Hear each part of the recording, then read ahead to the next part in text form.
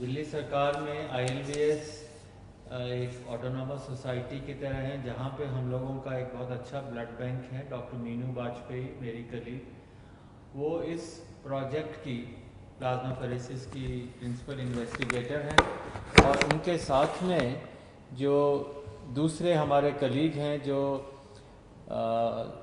मौलाना आज़ाद में हैं, doctor Suresh, director professor और बहुत सीनियर फिजिशियन। तो हम सब ने मिलकर एक इनिशियल प्लानिंग करी थी, और उस प्लानिंग में ये था कि उस समय तक प्लाज्मा थेरेपी सिर्फ पुराने सार्स के मरीज़ों के लिए या किसी और समय, वैसे तो 1901 में डिप्थीरिया के लिए भी ये यूज़ हुई थी, पुरानी थेरेपी है। तो हमें लगा कि चूंकि और कोई दवाई, कोई वायरस की दवाई नहीं है, या हमारे पास ऐसी दवाई नहीं है कि वायरस शरीर में एंटर हो तो उससे हम आगे बढ़ने से रोक सकें, तो एक ही थेरेपी थी कि वायरस को कैसे न्यूट्रलाइज करें या उसके साइड इफ़ेक्ट्स कैसे कम करें। मैं सिर्फ सिंपल भाषा में समझाऊंगा कि इसके 3 फेजेस होते हैं बीमारी के। पहला फेज़ है जिसे हम वायरस फेज़ कहते हैं, जिसमें वायरस शरीर के अंदर आता है, वायरस बढ़ता जाता है, कभी यहाँ जाता है कभी कहाँ। सेकंड फेज़ होता है जिसे पल्मोनरी फेज़ कहते हैं, जिसमें लंग के अंदर इंजरीज आने लग जाती हैं और उसके कारण उसको ब्रीदिंग की डिफ़िकल्टी, सांस की डिफ़िकल्टी। और थर्ड फेज़ जो होता है जिसमें साइटोकाइन रिलीज होते हैं, मतलब शरीर ऐसे सारे चीज़ें प्रोड्यूस करता है कि वायरस को अपन मार सके। तो अगर वो थर्ड स्टेज में मरीज आता है तो उसके ऑर्गन फेलियर की स्टेज हो जाती है, वो लेट स्टेज हो जाती है। सेकेंड स्टेज में मरीज आता है जिसमें लंग के अंदर इन्फेक्शन है पर बाकी ऑर्गन्स चल रहे हैं। उस थेरेपी के अंदर, उस स्टेज के अंदर अगर अपन प्लाज्मा दें तो हम वायरस को भी कम कर सकते हैं और हम ऑर्गन फेलियर्स को बचा सकते हैं। फर्स्ट स्टेज में पकड़ में नहीं आता, उस समय तो जैसा CM साहब ने कहा हमें सिर्फ प्रिवेंशन और अर्ली डिटेक्शन पे है। तो हमें अगर मरीज 7 से 15 दिन के बीच में आए जिसको ब्रीदिंग की डिफ़िकल्टी है या सांस की है, तो ऐसे व्यक्ति में जिसमें बाकी ऑर्गन फेल नहीं हो उस समय तक, तो ऐसे व्यक्ति में प्लाज्मा थेरेपी का रोल हो सकता है। हाँ, अभी शुरू में जो हमने मरीज़ किए हैं, बहुत सारे मरीज स्क्रीन किए, और शुरू में डॉक्टर्स का ये काम होता है do no harm. Hippocratic oath यही है कि आप भले ही सोचें कि अच्छा हो रहा है पर बुरा ना करें। इस विचार से शुरू में हम लोगों ने ट्रायल बहुत केयरफुली सोच के शुरू करी, और मुझे बहुत खुशी है कि शुरू में 4 मरीज़ में हम लोगों ने अभी उत्साहवर्धक फल देखे हैं। और हाँ, आज उम्मीद है कि 2 या 3 मरीज़ और हमारे जो हैं, जो कि सिक हैं LNH हॉस्पिटल में, उनको हम लोग, उनके टेस्टिंग रात 1:30 बजे सैंपल आए, अभी मुझे लगता है कि 12 बजे तक उनका वायरस टेस्ट हो जाएगा और उनके लिए ब्लड भी तैयार है, प्लाज्मा भी तैयार है, और हो सकता है आज हम उन लोगों को थेरेपी दे सकें।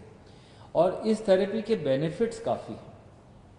अगर आपने उसको दिया तो वो थर्ड स्टेज, जिसे हम साइटोकाइन स्टॉर्म कहते हैं, उस स्टेज पे मरीज ना जाए जिसमें ऑर्गन फेल हो और लंग के इन्फेक्शन जल्दी से करेक्ट हो जाएं। ये एक हमारा मेन एम है, और ऐसे थेरेपी और अभी कोई है नहीं। हमें लगता है कि शुरू के, अगर जैसे मान लीजिए 10 मरीज़ हमें 20 मरीज़ करने हैं, मुझे लगता है कि हमारे मरीज़ ये 10 से 15 दिन में कंप्लीट हो जाएंगे। और आपकी दुआएं रहीं, मरीज़ों की दुआएं रहीं, तो हो सकता है कि हम एक लीड ले सकते हैं, बता सकते हैं कि हाँ ये थेरेपी अच्छी है। पर इसमें कई दिक्कतें भी हैं। जैसे जिन लोगों को अपना कोरोना कभी हुआ, रिकवर हो गए, अभी वो क्वारंटाइन में हैं, घर पे हैं, अगर वो लोग ब्लड देंगे तभी तो हमें एंटीबॉडी मिलेंगी, नहीं तो कहाँ से मिलेंगी। तो इस समय हमें उन लोगों की ज़रूरत है कि अपनी देशभक्ति दिखाएं। ये बताएं, जैसे थोड़े दिन पहले एक लड़का था बिल्कुल यंग, और वो आया रात को 1-1:30 बजे, और हमें लगा कि किसी तरह प्लाज्मा मिल जाए, पर उसको पूरे दिन के बाद प्लाज्मा नहीं मिला, और वो अगले दिन सुबह 4 बजे, हमें 7 बजे प्लाज्मा मिला, 4 बजे वो हमें छोड़ के चला गया। तो दिन भर मैं डिप्रेस होता रहा, पूरी टीम डिप्रेस हो गई कि क्या हमारे यहाँ ऐसे लोग नहीं हैं जो कि अदरवाइज ऑल राइट हैं और घर पे हैं, और जिनके अंदर रिकवर हो गए हैं कोरोना से, तो भाई अपना ब्लड, ये ब्लड डोनेशन भी नहीं है, ये मान के चलिए, जैसे CM साहब ने बताया कि ये ब्लड डोनेशन नहीं है। जैसे मैं ब्लड देने जाऊँ, मैंने 50-60 बार ब्लड दे दिया, कोई भी मरीज ट्रांसप्लांट का होता, कोई बीमार होता, सबसे पहले जाके सुबह 8 बजे हम ब्लड दे देते थे। ब्लड देने के बाद हमें 3 महीने वेट करना पड़ता है दोबारा देने के लिए। पर प्लाज्मा के अंदर उसमें जैसे आपने कभी देखा हो डेंगू के लिए, भाई मेरे प्लेटलेट निकाल लो, बाकी ब्लड वापस अंदर आ जाता है। तो उसी तरीके से प्लाज्मा फरेसिस में एक मशीन होती है, खून उसमें से जाता है, सिर्फ थोड़ा सा एंटीबॉडी प्लाज्मा लिया जाता है, बाकी खून वापस आ जाता है। कोई कमज़ोरी नहीं, वीकनेस नहीं। और आप चाहें मतलब अगर हिम्मत है तो 10 दिन में फिर दे सकते हैं ब्लड, तो 3 महीने तक नहीं दे सकते। दूसरी एक बात है कि अगर आप ब्लड देते हैं तो आपकी बोन मैरो स्टिमुलेट होती है, नया ब्लड बनता है, you feel younger. It is a longevity के लिए ब्लड डोनेशन एक बहुत अच्छा माध्यम है। और फिर हमारी जिम्मेदारी है कि डोनर को नुकसान ना हो। मतलब पहले उसका हीमोग्लोबिन चेक होता है, वेट है, उसकी वेन्स हैं, कोई सिम्टम्स नहीं है, पूरा चेक करके डोनर की सुरक्षा ज़्यादा ज़रूरी है। फिर ऐसे व्यक्ति अगर डोनेट करेगा और फिर हम पूरा ध्यान रखते हैं, तो मैं चाहूँगा कि आपसे अपील भी करूँगा और हमारे पॉलिटिकल चीफ से अपील करवाऊँगा कि आप लोग दिल्ली में आगे आएँ। अगर हम ये डोनेशंस 2 दिन में कर दें तो मुझे लगता है कि हम सारे मरीज़ बहुत हैं, अभी भी कम से कम 2 दर्जन मरीज़ हैं LNH में जिनको हो सकता है ज़रूरत हो। तो आप लोग अगर आएँ, हमें डोनेशन दें, हम मरीज़ के ऊपर पूरी जी जान से, हमारी टीम जो है पूरी जी जान से लग कर के उनको सुपरवाइज़ करेगी, उनको प्लाज्मा या जो भी देना है देगी, हो सकता है वो ठीक हो जाए। और प्लाज्मा थेरेपी का एक और एडवांटेज है, इसमें ऐसा खर्चा नहीं। आप जैसे विदेश से दवाई मंगाए, रेमडेसिविर है, ये इतनी एक्सपेंसिव मेडिसिन है, हम लोग अफोर्ड नहीं कर सकते, कंट्री अफोर्ड नहीं कर सकता। तो इसलिए plasma therapy comparatively almost inexpensive है। तो मुझे लगता है, और नेक्स्ट 10 दिन में मुझे लगता है अगली बार फिर हम बेटर रिजल्ट्स बता पाएंगे। सर अभी जो 4 हुए हैं उनके अगर आप रिजल्ट्स बता सकें। सर अभी जो 4 हैं, आपने मुझे पूछा, अच्छी खबर ये है कि उनमें से हो सकता है 2 आज या कल तक अस्पताल से जाने लायक हो जाएं, बल्कि वो उठ के बैठ के नाश्ता कर रहे हैं। वही आदमी जो वेंटिलेटर पे जाने की स्थिति में हो सकता था, वो बेटर है और छुट्टी मिलने के आसार हैं, इस हफ्ते के अंदर छुट्टी मिल जाए ऐसी उम्मीद है। और बाकी 2 जिनको चढ़ा है वो अभी तक कोई रिएक्शन नहीं है। प्लाज्मा में रिएक्शन हो सकती है, जैसे आप किसी को ब्लड चढ़ाएं तो किसी को भी ब्लड से रिएक्शन होती, उससे ज़्यादा रिएक्शन नहीं हो सकती, और वो भी नज़र रखते हैं। तो अभी तक 4 बहुत अच्छे हैं, और एक को आज सुबह 1:30 बजे ख़त्म हुआ प्लाज्मा, वो भी ठीक है।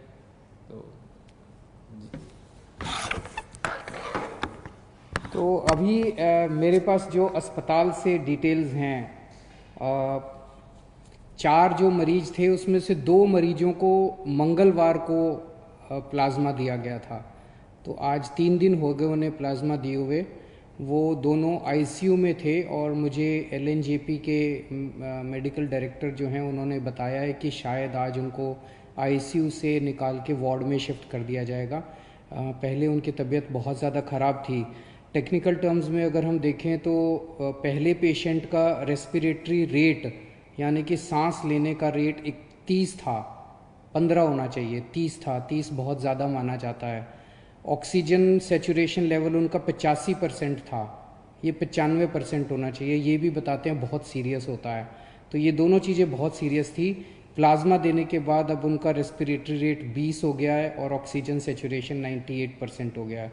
इसी तरह का इम्प्रूवमेंट 4 मरीजों में देखने को मिला है, जिसमें उनका रेस्पिरेटरी रेट और ऑक्सीजन सेचुरेशन लेवल इम्प्रूव हो गया है। तो मंगलवार को जो 2 पेशेंट्स आईसीयू में थे और काफ़ी सीरियस हालत में थे, आज उन्हें शायद आईसीयू से छुट्टी मिल जाएगी।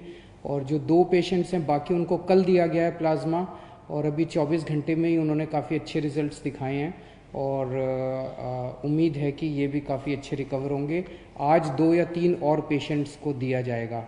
और इसके अलावा एक कोई प्राइवेट हॉस्पिटल है जिसने भी प्लाज्मा थेरेपी की है और उनका पेशेंट जो है वो बहुत सीरियस हालत में था, उसको अस्पताल से ही छुट्टी मिल गई है, आईसीयू से भी छुट्टी मिल गई, अस्पताल से भी छुट्टी मिल रही है शायद आज, तो वो उसका भी अच्छा नतीजा आया है। तो जैसे मैंने कहा, अभी तक हमारे को लिमिटेड ट्रायल्स के परमिशन केंद्र सरकार से मिली थी। केंद्र सरकार ने हमें ये परमिशन दी थी कि आप केवल एलएनजेपी के सीरियस पेशेंट्स का के ऊपर प्लाज्मा थेरेपी ट्राई करिए और हमें नतीजे बताइए, फिर हम आपको बाकी दिल्ली की परमिशन देंगे। तो अगले 2-3 दिन और हम ट्रायल्स करेंगे और उसके बाद नेक्स्ट वीक हम लोग केंद्र सरकार को पूरे दिल्ली के सीरियस कोरोना के पेशेंट्स को प्लाज्मा थेरेपी देने के लिए अप्लाई करेंगे कि पूरे दिल्ली के सीरियस पेशेंट्स को प्लाज्मा थेरेपी देने की हमें इजाज़त दी जाए। मुझे उम्मीद है कि वो भी इजाज़त हमें जल्दी मिल जाएगी। तो उसके बाद दिल्ली के किसी भी अस्पताल के अंदर कोई भी कोरोना का अगर सीरियस पेशेंट है उसको हम ट्राई कर पाएंगे, उसको हम प्लाज्मा थेरेपी दे पाएंगे। फिर से मैं कह दूँ, ये इनिशियल नतीजे हैं।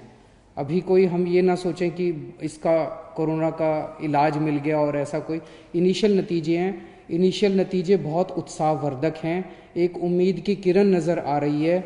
और मैं वैसे तो ज़िंदगी ऊपर वाले के हाथ में है और हम हमेशा कहते हैं, सभी डॉक्टर्स भी कहते हैं कि ज़िंदगी ऊपर वाले के हाथ में है। हर डॉक्टर पूरी कोशिश करते हैं अपने मरीज़ को बचाने की।